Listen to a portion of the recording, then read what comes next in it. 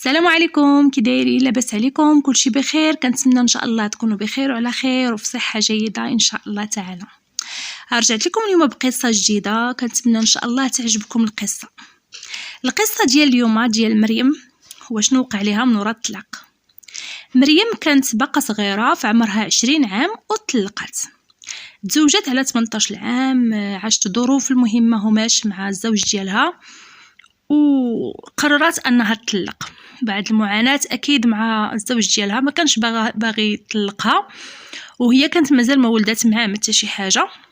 بقات في المعاناه معاه حتى جاب الله انه طلقت منه. والقصه ديالنا بدات في الوقت اللي كانت مريم كتمشي للمحكمه وكتتبع الجلسات ديالها مع الطليق ديالها. كانت مريم كأي وحده في مرحله ديال الطلاق كتكون مأزمه نفسيا، الضغوطات ديال الوالدين، ديال ان الزوجه يعني البنت ما خصهاش تطلق، خصها تبقى مزوجه، بزاف ديال الاراء من العائله من المقربين اللي خلات مريم تتحط في واحد الموقف ما زوينش. وصراحه هو ما زوينش بالنسبه لاي وحده، يعني ديك المرحله ديال الطلاق كتعيش هذه المراحل. المهم مريم كانت في الاول فاش كتمشي للجلسات كتمشي مع باباها، كانت في كل جلسه كتمشي. ناض باباها واحد المره جاتو شي خدمه صافي وقال لها شوفي انا سيري لراسك وغنعطيك فلوس ترونسبور وهذا، وراكي مشيت معاك شحال من مره وتشجعي وكوني شجاعه.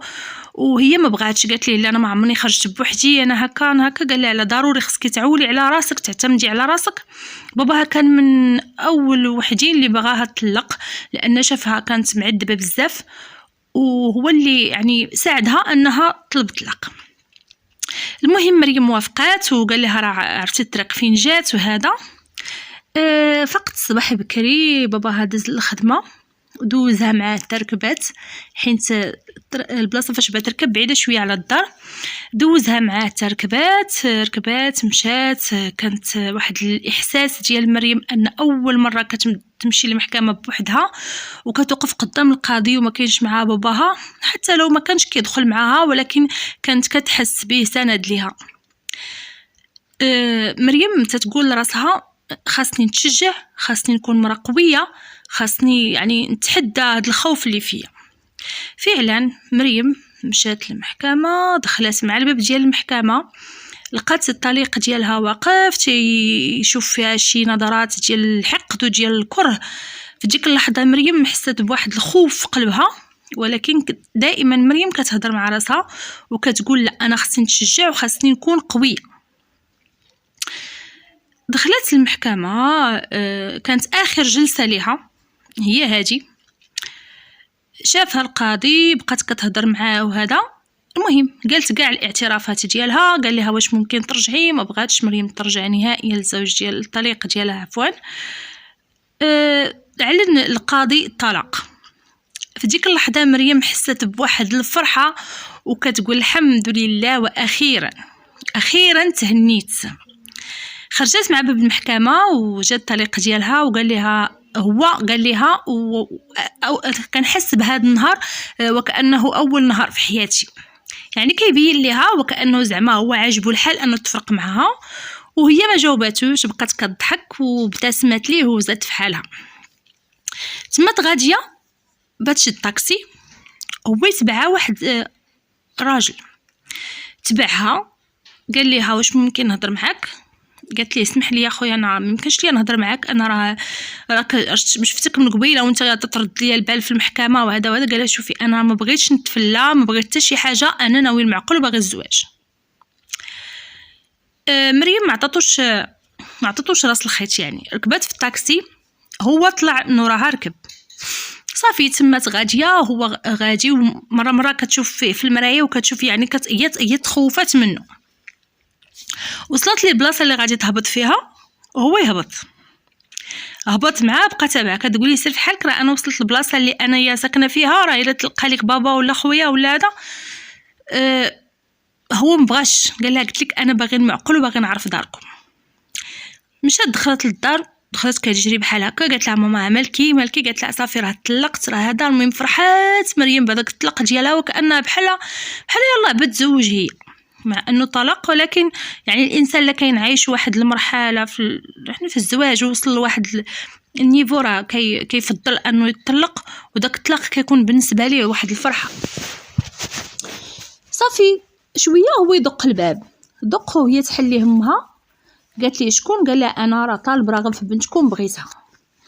قالت لي دابا ما كاين لا باباها لا حتى شي حد، وانت شكون وهذا. صافي خرجت مريم وقفات في الباب، قالت لها هذا راه السيد راه تابعني من المحكمه وهذا، وقال لك باغي الزواج، واش انا يلاه طلقت اليوم وانا اصلا كرهت الرجال وانا اصلا هذا وهذا. في ديك اللحظه جا بابات مريم، جا باباها. صافي دخلت مريم يومها للدار وبقات يهضر مع باها، قال لي انا ناوي المعقول وانا جاي من على برا وباغي نتزوج ونمشي على برا. هو قال لي اش غنقول لك انا بنتي يلاه شدات الطلاق ديالها. كيفاش هذا الشيء انا ما عرفتش صراحه كيفاش. شوف سبحان الله. مريم في ديك اللحظه جابها قال لها اشنو كاين؟ قالت ليه تنفكر. قالت هاد الكلمه ديال تنفكر. صافي قال لي هذاك السيد منين سمعها قال تنفكر، قال لي صافي انا راه ان شاء الله غادي نجلس واحد المده على برا وغادي نرجع ان شاء الله نديرو عقد وكل شيء، واش ممكن تعطيني نمره التليفون؟ هي رفضات، ما بغاتش، اكيد باها كذلك. صافي مريم نسات الموضوع، مشى السيد على برا دوز واحد المده، هو رجع جايب ما خلاش شنو جايب يعني اللباس الحوايج كل شيء، اي حاجه توقعها جايب هذاك السيد لهاد المريم.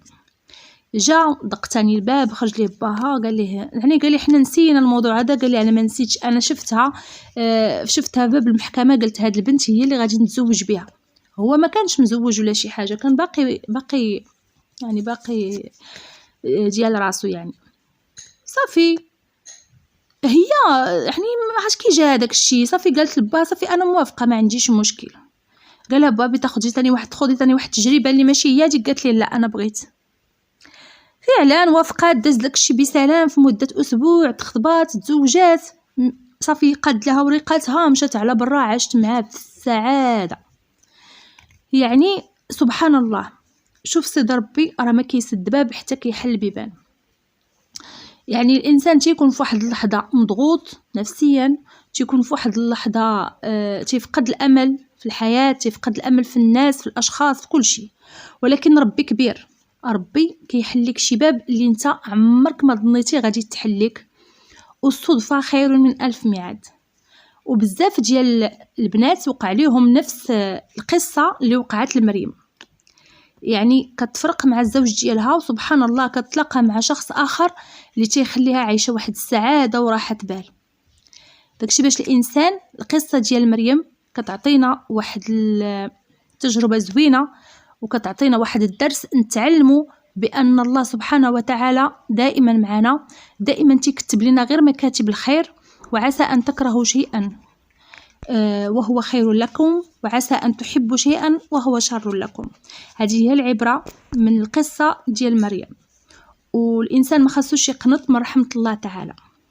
كنتمنى إن شاء الله تعجبكم القصة ديال مريم، خفيفة ظريفة، وإن شاء الله تعالى غادي نرجع لكم بقصص زوينة، وقصص تكون هكا مليئة بشوية ديال الفرح، ماشي كلشي القصص ديالنا ينتهوا بشي حزين.